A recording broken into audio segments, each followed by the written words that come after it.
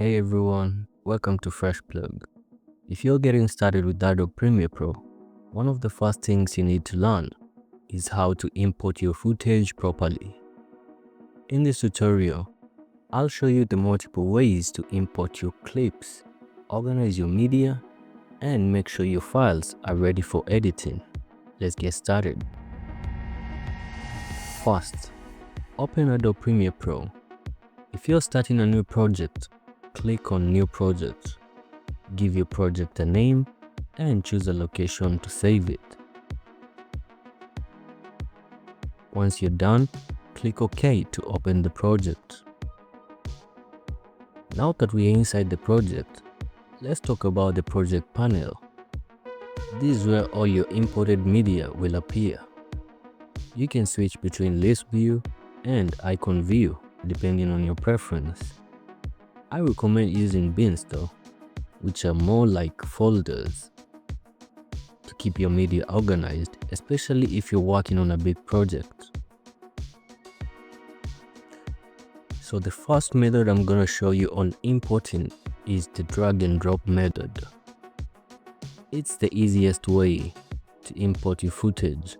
Simply drag and drop your files from your computer into the project panel.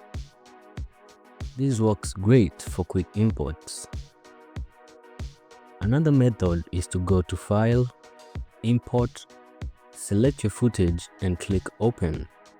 This is useful when you want to select multiple files at once. If you're working with different file formats, the Media Browser is your best friend. Click on the Media Browser tab, navigate to your footage, right-click and select Import. This method is great for handling raw files or footage from professional cameras.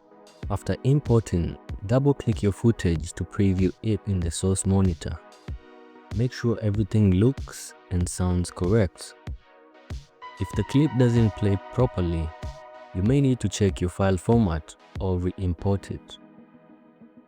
To stay organized, you can rename files, create bins for different media types, or even use color labels.